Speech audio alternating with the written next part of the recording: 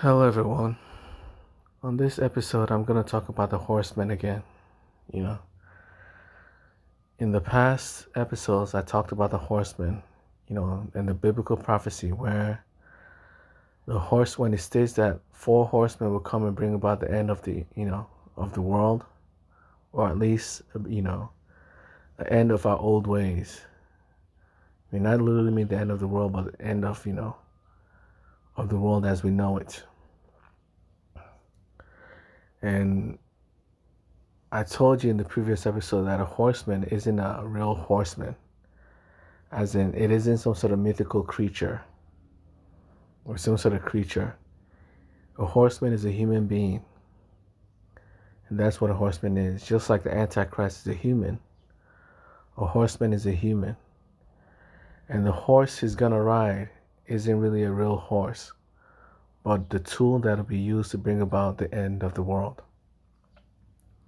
That's what a horse symbolizes. And, if you study symbolisms, you'll know that the word horse always symbolizes something evil. It symbolizes death. It symbolizes, destruction, and it symbolizes, evil. Well, mainly it symbolizes death itself. It symbolizes, like a fairy, something that brings about our end. That's what a horse symbolizes. So I'll go through the words that, that implies this right now. For example, the first one is mare, right? A mare symbolically is also a horse. But a mare is also what? Something evil. The mare is the dark side of the moon. The dark side of the moon is evil because the moon symbolizes the god of death. That's what the moon is. The moon in symbolisms, even in most mythologies, is the god of death. It's evil. Evil things happen, on a full moon. The night is when evil things come about. And the ruler of the night is, the moon. The moon rules the night and the sun rules the day.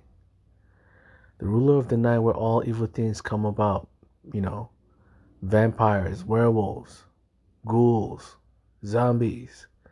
These things come about at night. These things come about when the full moon comes out. These things get more powerful during the full moon. The moon always symbolizes evil. And the mare is what? Part of the moon. And another word for mare is a horse. A mare and a horse are the same thing.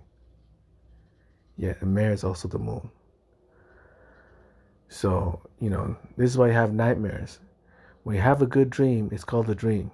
When it's evil, it's called a nightmare. A mare. And then the other one is whore.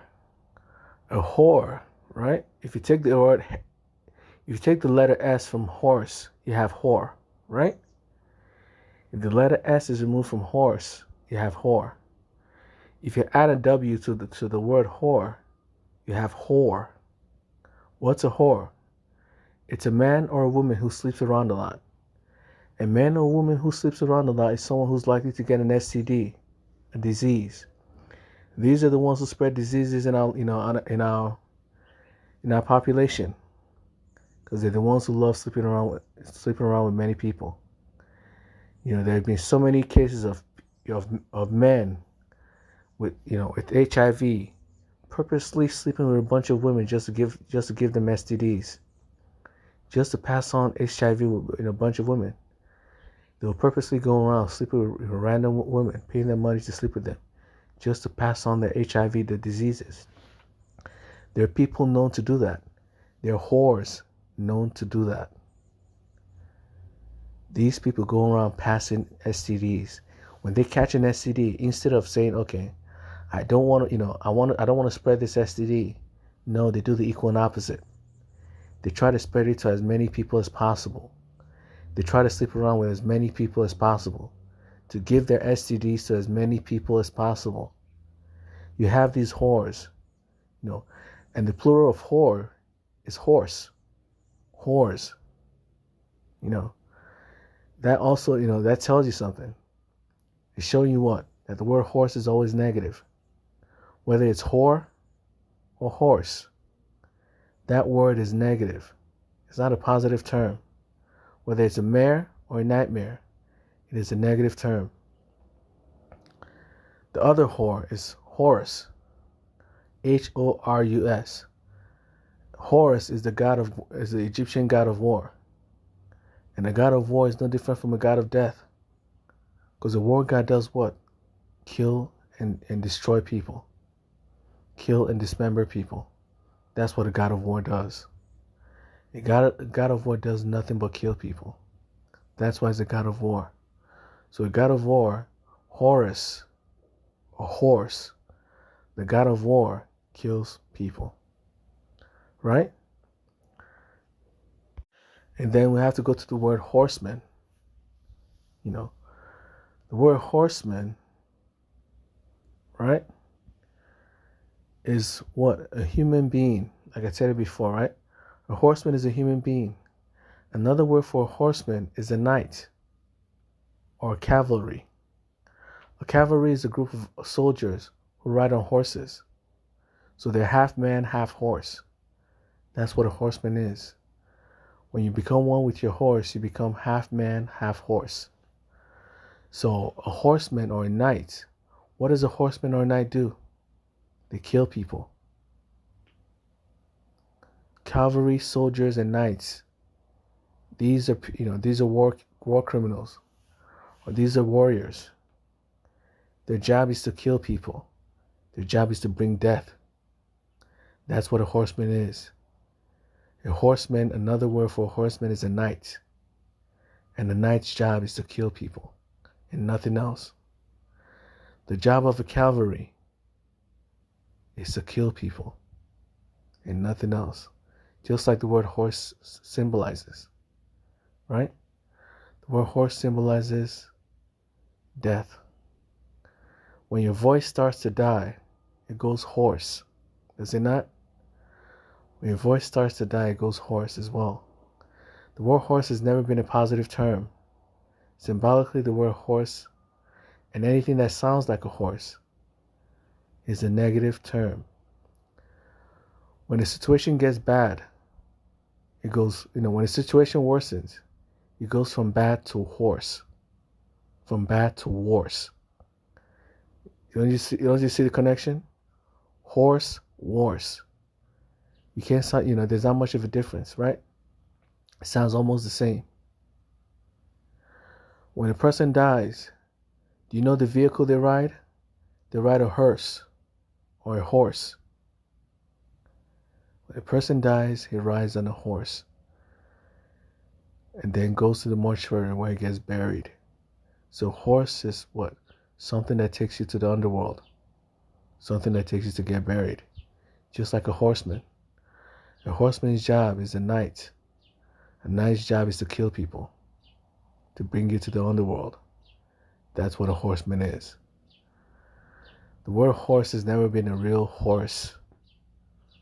When the Bible tells you, there are 4 horsemen, they're not talking about 4, creatures like angels. They're talking about human beings. Human beings that will bring about the death of our world. That will bring about the destruction of our world. That will turn our world into a horror show. That filled our world with horrors or horse. Horror or whore. Remember when I told you? If you take the word S from whore, from horse, you have whore. And horros is pronounced what? Horror. It's pronounced just like a whore. HORE and HORROR is horror. Horror, what's a horror? You've watched horror movies before, right? You've watched horror movies. Horror movies is when nightmare-like creatures appear, right? Horror movies appear like nightmares, do they not? There's so many symbolisms when it comes to the word horror.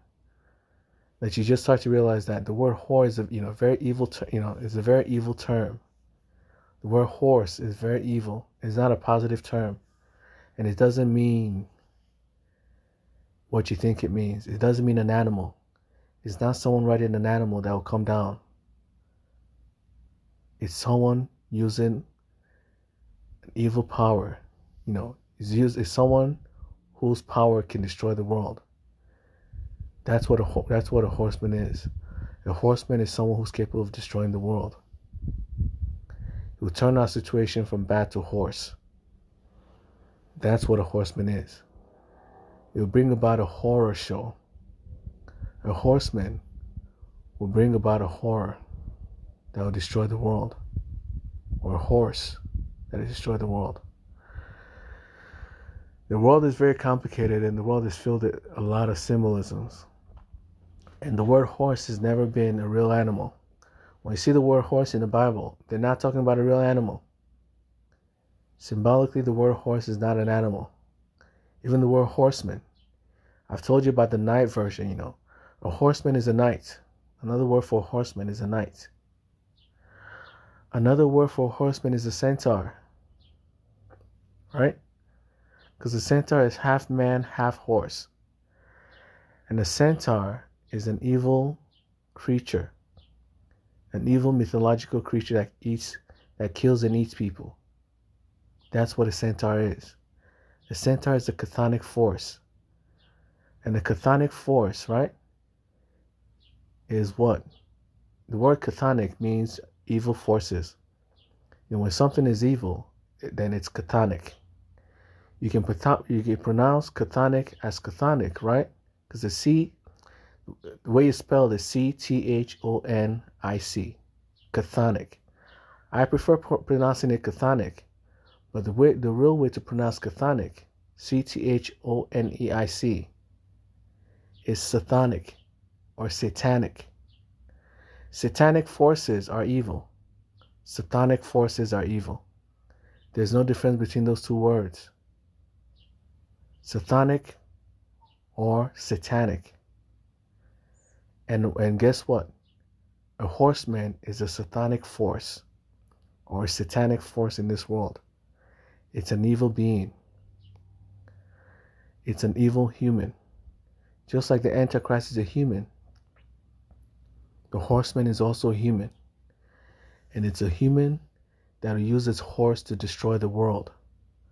The horse here is a weapon, a tool that will bring about our deaths. That's what a horse is. The horseman will ride his horse and destroy the world. There'll be 4 horsemen, and these 4 horsemen will ride their horses and bring about the death of the world. Bring about the destruction of the world.